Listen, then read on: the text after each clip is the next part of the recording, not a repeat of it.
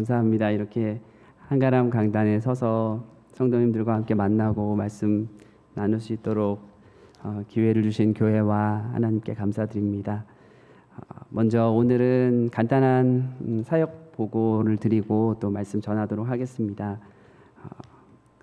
저희 파워포인트 좀 한번 띄워주시겠어요?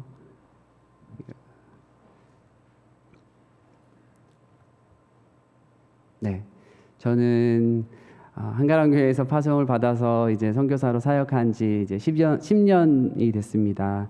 지금 안식년을 한 번 마치고 이제 이번 텀에 이제 4년째 사역을 하고 있습니다. 지금 태국 러이엣이라는 지역에서 사역을 하고 있습니다. 간단하게 오늘은 러이엣 지역에 대해서 잠시 소개해드리고 또 제가 하고 있는 세 가지 사역에 대해서 잠시 말씀드리겠습니다. 태국 러이엣 지역은 복음의 황무지와 같은 지역인데요.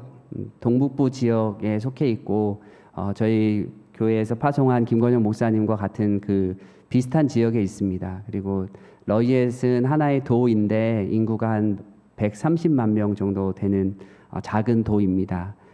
그런데 이곳의 기독교 비율이 보통 태국에 일반적으로는 한 1% 정도를 보고 있는데 이곳은 0.13%밖에 되지 않는 매우 열악한 지역입니다. 그래서 이 지역에서 교회들이 너무 다 약하고 이런 상황 속에서 제가 청소년들을 예배하고 청소년들을 세우기 위한 청소년 사역을 감당하고 있습니다. 이것은 이제 청소년 센터에서 함께 청소년들을 모아서 예배드리는 모습이고요. 함께 말씀도 공부하고 있습니다.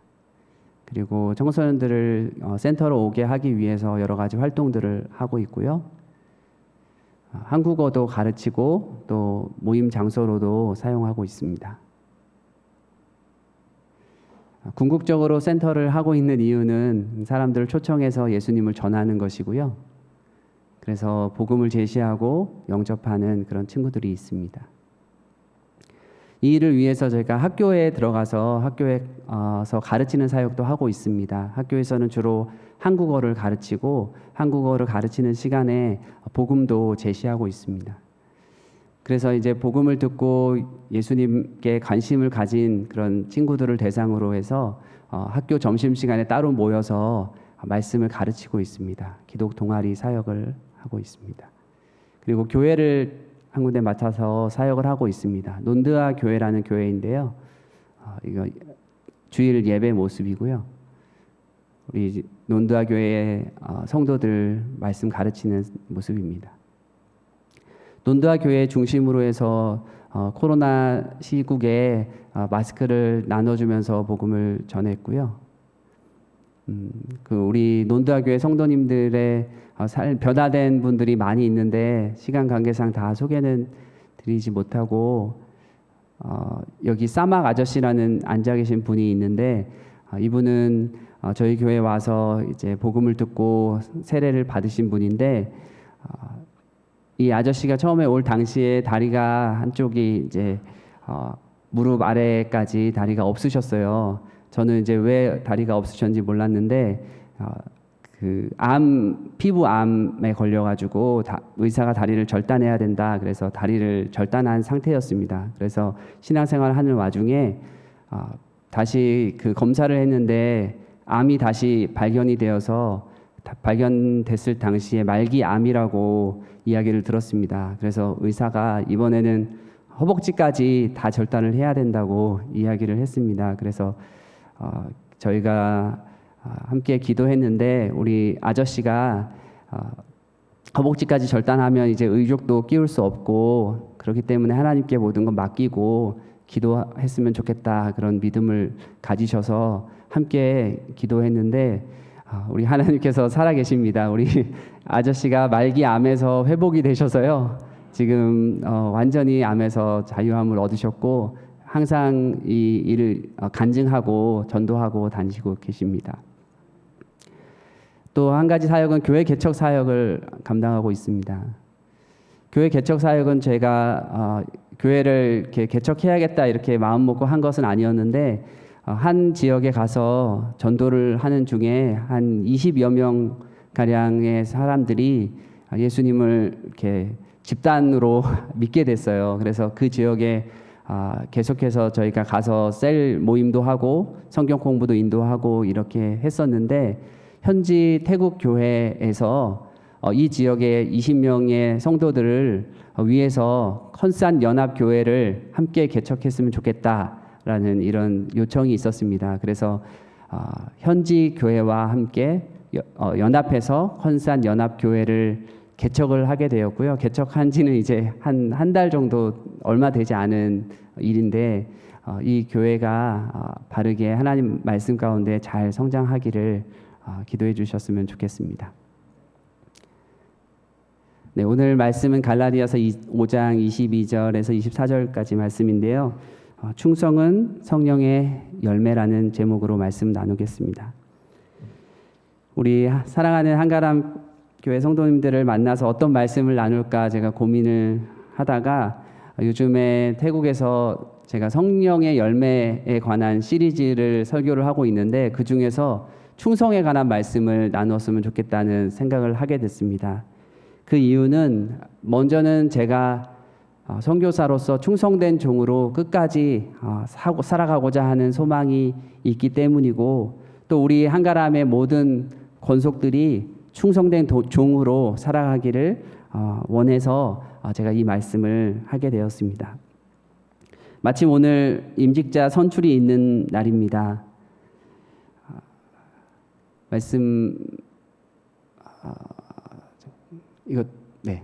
우리 고린도전서 4장 2절 말씀 한번 같이 읽어보겠습니다. 시작. 그리고 맡은 자에게 구할 것은 충성이니라. 주님을 섬김에 있어서 가장 중요한 가치 중에 하나가 바로 충성입니다. 제가 충성에 대해서 묵상을 하면서 청년 시절 저에게 영향을 주셨던 목사님 한 분이 떠올랐습니다. 그분은 지하철에서 맨발로 전도하시는 최춘선 목사님이셨습니다. 저는 최 목사님을 한 번도 뵌 적은 없습니다.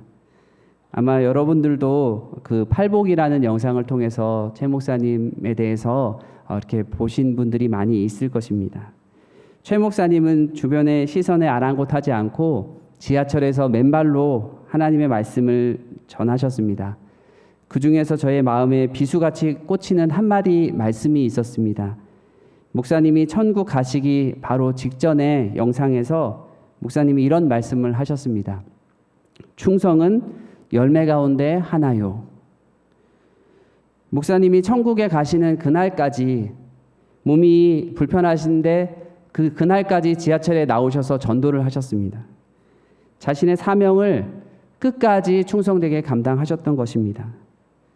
그분이 어떻게 아무도 알아주지 않았던 그 사명을, 사람들이 비웃고 조롱하기까지 했던 자신의 사명을 끝까지 충성되게 감당할 수 있었을까?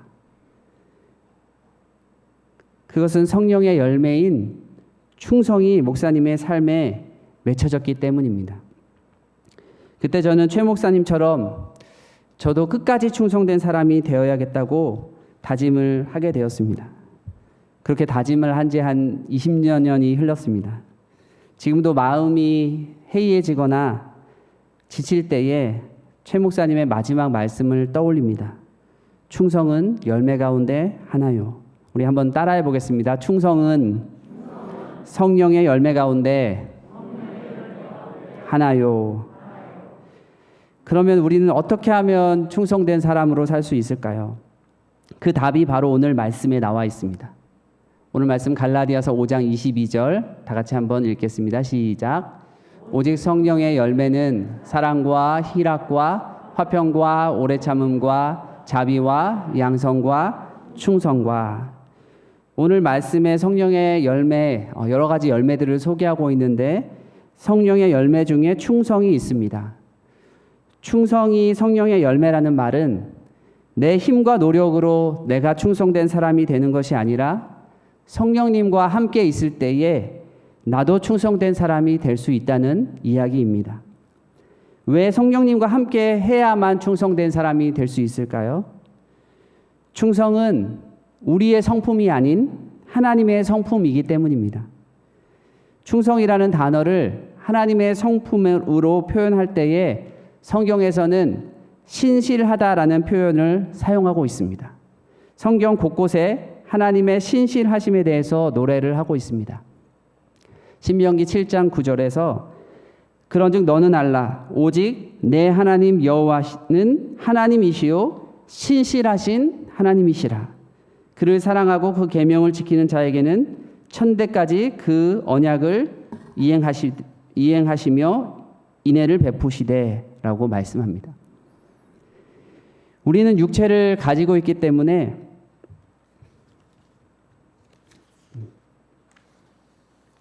신실하다는 것은 자신이 한 말에 대해서 책임을 지는 것입니다. 약속을 지키는 것이고 언제나 한결같이 믿을만하다라는 의미를 가지고 있습니다. 우리가 하나님을 어떻게 믿을 수 있을까요?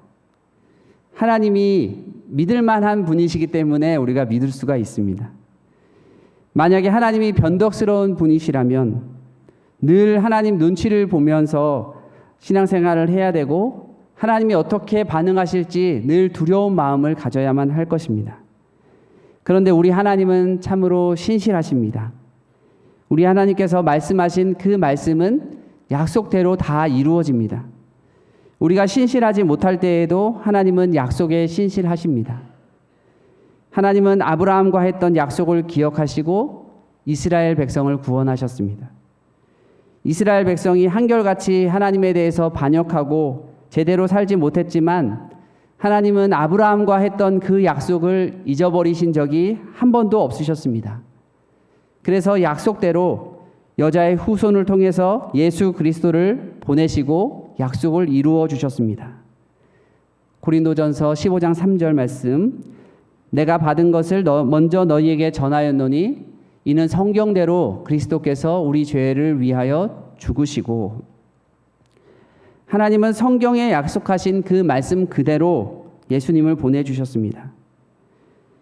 예수 그리스도를 통해서 사탄의 모든 권세를 이기시고 하나님이 우리를 향한 구원 계획을 이루어 주셨습니다. 하나님은 여러분을 사랑한다고 말씀하시고 성경을 통해서 그 사랑을 확증해 주셨습니다. 하나님은 우리가 잘하면, 봉사를 많이 하면, 헌금을 많이 하면 우리를 사랑하시는 분이 아니십니다. 하나님은 우리가 아직 죄인 되었을 때에 우리를 위해서 예수 그리스도를 십자가에 내어주신 분이십니다.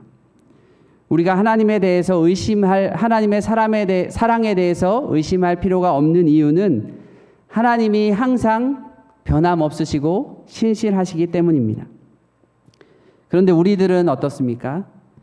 우리들은 신실함 또는 충성과는 거리가 먼 사람들입니다. 왜냐하면 우리 모두는 육신의 정욕을 가지고 있는 죄인들이기 때문입니다. 오늘 말씀에서도 성령의 열매에 대해서 설명하면서 성령의 열매와 반대되는 것이 바로 육신의 열매라고 말씀하고 있습니다. 우리 모두는 육체를 가지고 있기 때문에 아주 자연스럽게 육신의 열매를 맺게 됩니다.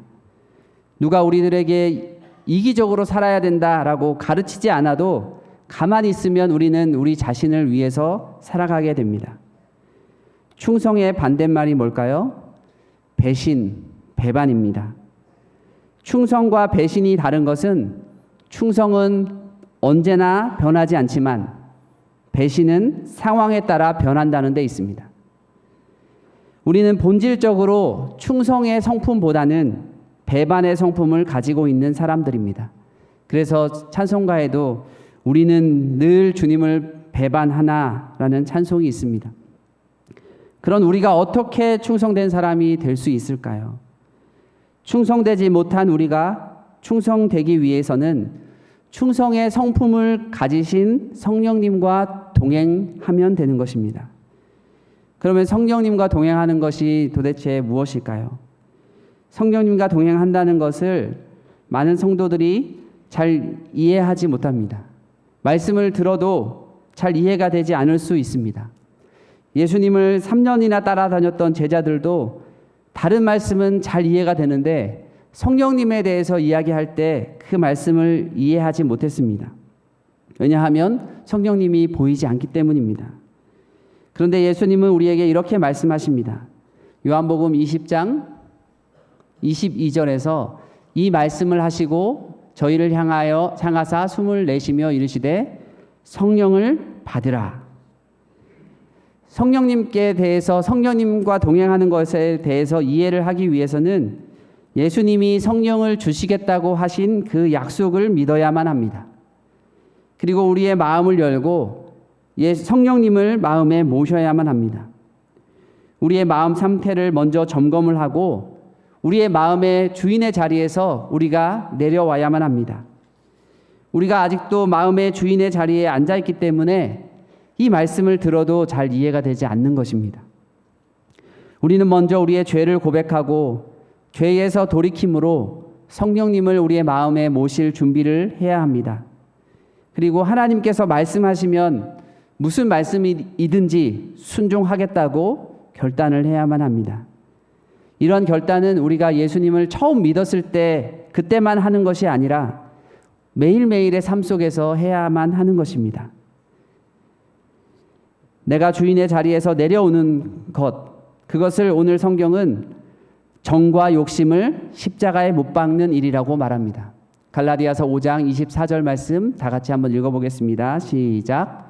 그리스도 예수의 사람들은 육체와 함께 그 정과 욕심을 십자가에 못 박았느니라.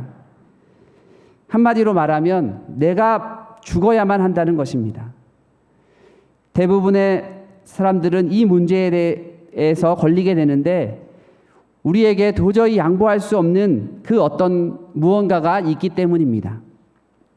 이 문제만큼은 하나님께서 말씀하셔도 내 뜻대로 하겠습니다 라고 하는 문제들이 우리의 삶 가운데 있다는 것입니다. 만약 우리가 이렇게 생각을 하게 되면 성령님이 우리의 삶에 충만하게 역사하실 수가 없는 것입니다. 우리는 신앙생활을 하면서도 우리 자신을 속일 수 있습니다. 성령님과 동행하지 않고도 그리스도인의 모습으로 살아갈 수가 있고 성령님께 다 맡기지 않고도 예배할 수 있고 봉사할 수 있습니다. 성령님께 다 맡기지 않고도 직분을 받을 수 있습니다. 그리고 선교도 할 수 있습니다. 그런데 그렇게 할 때에 우리에게 맺는 것은 육신의 열매뿐입니다. 만일 성령님과 동행하지 않고 살아간다면 자주 자만심과 교만에 빠지게 될 것입니다. 이러한 결과로 자신의 영광을 구하게 될 것입니다.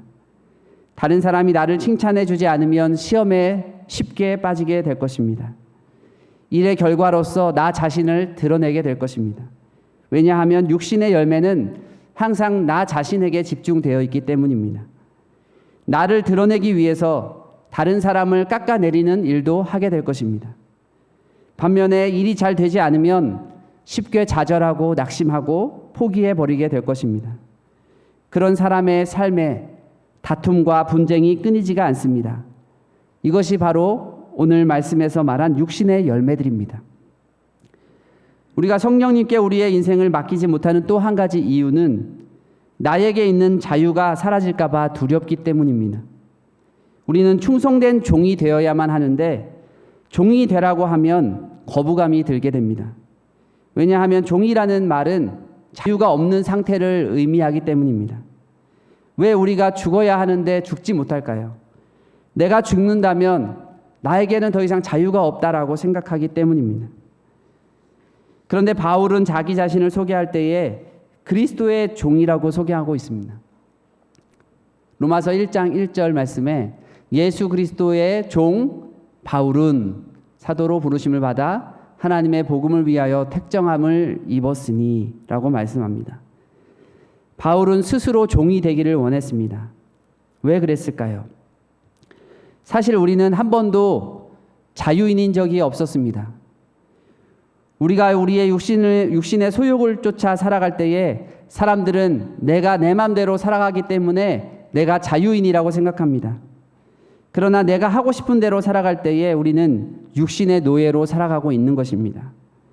우리 육신이 시키는 대로 살아가고 있는 것, 그렇기 때문에 육신의 노예로 살아가는 것입니다. 우리가 누구에게든지 순종하면 우리는 그의 종이 된다고 말합니다. 그러니까 우리는 본질적으로 주인이 될 수가 없습니다. 왜냐하면 우리는 피조물이기 때문입니다. 어차피 누군가를 섬겨야만 합니다. 그러면 누구의 종이 되는 것이 좋겠습니까? 종이라고 다 같은 종은 아닙니다. 악한 주인을 만난 종은 늘 착취당하고 불행하기만 합니다. 그러나 선한 주인을 만난 종은 주인과 함께 기쁨을 누릴 수 있습니다. 주님의 종이 되는 일은 참으로 행복한 일입니다. 마태복음 25장 21절에서 다시 돌아가서 마태복음 25장 21절에서 이렇게 이야기하고 있습니다. 함께 읽어보겠습니다. 시작. 착하고 충성된 종아, 내가 적은 일에 충성하였음에 내가 많은 것을 내게 맡기리니 내 주인의 즐거움에 참여할지어다 하고. 착하고 충성된 종이 받는 상급이 무엇입니까? 주인의 즐거움에 함께 참여하는 것입니다. 종이 가장 행복할 때는 나 때문에 주인이 행복할 때입니다. 그때의 주인의 행복이 나의 행복이 되는 것입니다. 내가 하나님을 위해서 헌신할 때에 하나님께서 나를 통하여서 기쁨을 누리시고 하나님께서 기쁨을 누리실 때 나도 하나님의 기쁨을 누리게 되는 것입니다. 주님은 우리에게 세상이 줄 수 없는 평안을 주시겠다고 말씀하셨습니다. 우리가 주님을 기쁘시게 해드리기 위해서 충성할 때에 우리 주님은 우리에게 기쁨과 평안을 주시겠다고 약속하신 것입니다. 충성된 종이었던 세례 요한은 그리스도의 오심을 기뻐하였습니다. 그는 이렇게 이야기했습니다. 요한복음 3장 29절에서 신부를 취하는 자는 신랑이나 서서 신랑의 음성을 듣는 친구가 크게 기뻐하나니 나는 이러한 기쁨이 충만하였노라. 그리스도가 신랑이 되시고 교회가 그리스도의 신부가 되었을 때 세례 요한은 너무나 기쁘다고 말했습니다. 예전에 많은 사람들이 세례 요한을 참 선지자로 여기고 세례 요한을 찾아왔습니다. 많은 사람들이 몰려와서 세례 요한에게 세례를 받았습니다. 그런데 지금은 세례 요한이 아닌 그리스도께로 많은 사람들이 몰려가고 있습니다. 세례 요한의 제자들도 세례 요한을 버리고 그리스도께 향하고 있습니다. 많은 사람들은 세례 요한은 이제 실패했다고 이야기했습니다. 바로 그때 세례 요한은 신랑의 친구의 기쁨에 대해서 이야기했던 것입니다. 세례 요한은 분명히 알았습니다. 내가 신랑이 아니라는 사실을, 내가 주인이 아니라는 사실을. 그는 신랑의 친구의 기쁨으로 만족하였다고 말합니다. 우리는 결코 내 인생의 주인이 될 수가 없습니다. 종이 주인이 되는 방법은 딱 한 가지밖에 없습니다. 성경에 이러한 비유가 있습니다. 포도원 농부들이 자기가 포도원의 주인이 되기 위해서 주인의 아들을 죽입니다. 주인의 아들을 죽이면 자기가 포도원의 주인이 될 것이라고 생각했기 때문입니다. 인간이 스스로 주인이 되려고 하나님을 반역한 것이 바로 죄의 본질이고 우리 죄가 예수님을 십자가에 못 박았습니다. 지금도 자기가 주인이 되고자 하는 사람들은 하나님이 없다고 말합니다. 하나님이 계시고 내가 주인이 되는 이 두 가지 일을 동시에 할 수 없기 때문입니다. 성경은 하나님이 없다 하는 사람들을 어리석은 사람이라고 이야기합니다. 시편 14편 1절에서 어리석은 자는 그 마음에 이르기를 하나님이 없다 하도다. 저희는 부패하고 소행이 가증하여 선을 행하는 자가 없도다. 많은 사람들이 하나님을 부인하지 않으면서 하나님을 섬긴다고 하면서 여전히 내가 주인된 삶을 살기를 원합니다. 그런데 이 일은 사실 불가능한 일입니다. 하나님을 정말 섬기기 원한다면 하나님께 내 모든 것을 맡기고 하나님이 나의 삶의 주인이 되게 해야만 합니다. 혹은 내가 주인이 되길 원한다면 하나님이 없다라고 부인을 하고 내가 주인의 자리에 올라서면 됩니다. 이제 우리는 우리가 누구인지 알고 종의 자리에서 충성됨으로 주인의 즐거움에 참여하는 사람들이 되어야만 합니다. 우리가 주님의 기쁨을 위해서 스스로 종이 될 때에 우리 안에 그리스도의 기쁨이 넘치게 될 것입니다. 종이니까 불편하고, 종이니까 부자유하고, 종이니까 힘든 부분이 있지만 우리를 위해서 목숨을 내어주신 참 목자이신 그리스도께서 나의 주인이시라면 그것보다 더 기쁜 일이 없을 것입니다. 그래서 다윗은 시편 23편에서 이렇게 고백을 했습니다. 함께 다 같이 읽겠습니다. 시작. 여호와는 나의 목자시니 내가 부족함이 없으리로다. 우리들에게는 주인이 있습니다. 내가 주인이 아닙니다. 여호와는 나의 목자십니다. 나의 주인이십니다. 그럴 때에 내가 부족함이 없는 것입니다. 하나님을 기쁘시게 해드리기 위해서 우리의 인생을 사용하시기를 부탁드립니다. 그러면 우리도 그 기쁨에 참여하는 사람, 충성된 종으로서 살아갈 수 있게 될 것입니다. 그러면 어떻게 하는 것이 충성일까요? 충성이라는 것은 시간 개념을 넘어서는 의미를 가지고 있습니다. 무슨 뜻이냐면 충성이라고 말할 때 상황에 따라서 달라지지 않는다는 것입니다. 만약에 내가 기분이 좋을 때는 충성하고 그렇지 않을 때는 말을 안 듣는다면 그것이 과연 충성일까요? 내가 어려울 때는 충성하지 않고 좀 여유 있을 때 충성하겠다고 한다면 그것이 과연 진짜 충성이겠습니까? 충성은 늘 한결같은 것입니다. 앞서 언급한 최춘선 목사님은 그의 인생 마지막 날까지 충성하셨습니다. 그렇기 때문에 우리가 그분을 생각할 때에 그분의 충성이 진짜 충성이라고 부르는 것입니다. 만약 우리가 한때 주님께 충성했고 한때 주님을 사랑했지만 지금은 충성하지 않고 있다면 그것이 과연 진짜 충성일까요? 예수님은 요한계시록 2장 4절에서 이렇게 말씀하셨습니다. 그러나 너를 책망할 것이 있나니 너의 처음 사랑을 버렸느니라. 많은 사람들이 이렇게 얘기합니다. 나도 한때는 예수님을 위해서 모든 것을 다 내어줄 만한 마음이 있었어. 나도 한때는 주님께 충성하고 여러 가지 봉사의 일도 했었어. 그런데 지금 충성하지 않고 있다면, 지금 그 사랑이 식어져 버렸다면 우리는 그 충성을 충성이라고 부르지 않고 배반이라고 부르는 것입니다. 저는 충성에 대해서 생각을 합니다.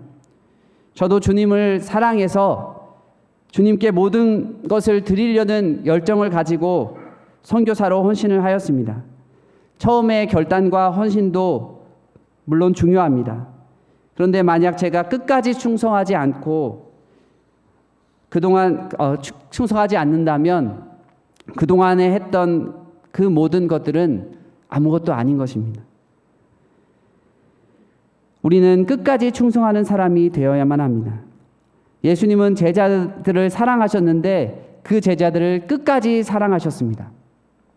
요한복음 14장 1절 말씀입니다. 유월절 전에 예수께서 세상을 떠나 아버지께로 돌아가실 때가 이른 줄 아시고 세상에 있는 자기 사람들을 사랑하시되 끝까지 사랑하시니라.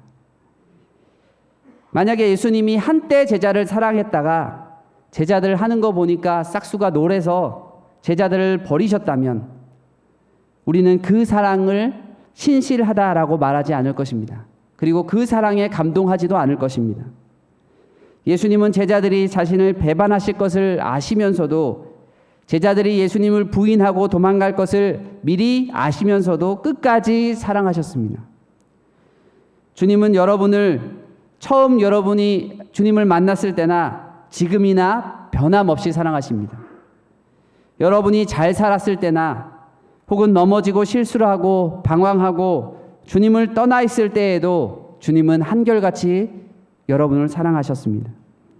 주님은 한 번도 우리에게 신실하지 않으셨던 적이 없으셨습니다. 초대 교부였던 폴리갑은 86세가 되었을 때에 로마 기독교의 박해로 체포당하게 되었습니다. 폴리갑을 체포했던 군인들이 나이가 많은 폴리갑 목사님을 화형시키는 것을 원치 않아서 목사님께 이렇게 이야기했습니다. 한 번만 예수님을 부인하면 목사님 풀어드리겠습니다. 그때 폴리갑은 이렇게 얘기했습니다. 지난 86년간 하나님은 한 번도 나에게 악을 행하신 적이 없으신데 내가 어떻게 나를 구원하신 왕을 저주할 수 있겠습니까? 폴리갑은 그렇게 이야기하고 순교의 길로 갔습니다. 하나님이 나에게 변함없으셨듯이 나도 하나님께 변함없는 것, 그것이 충성입니다. 우리도 끝까지 충성하는 사람이 되어야만 합니다. 한번 옆에 있는 사람에게 이렇게 이야기해 볼까요? 끝까지 충성합시다. 오늘도 충성합시다.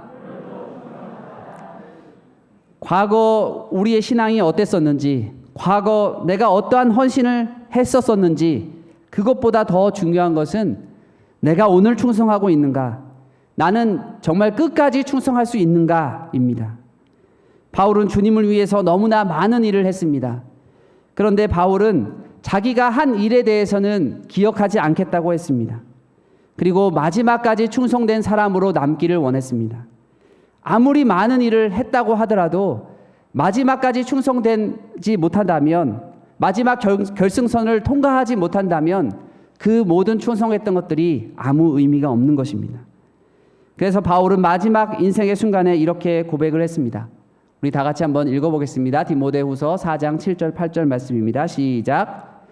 선한 싸움을 싸우고 나의 달려갈 길을 마치고 믿음을 지켰으니 이제 후로는 나를 위하여 의의 면류관이 예비되었으므로 주 곧 의로우신 재판장이 그날에 내게 주실 것이며 내가만 아니라 주의 나타나심을 사모하는 모든 자에게도니라.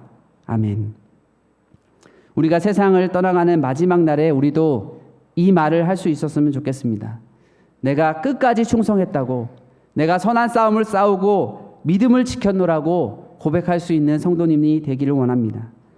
충성은 열매 가운데 하나입니다. 성령님과 동행할 때에 그 열매가 여러분의 삶에 맺히게 될 것입니다.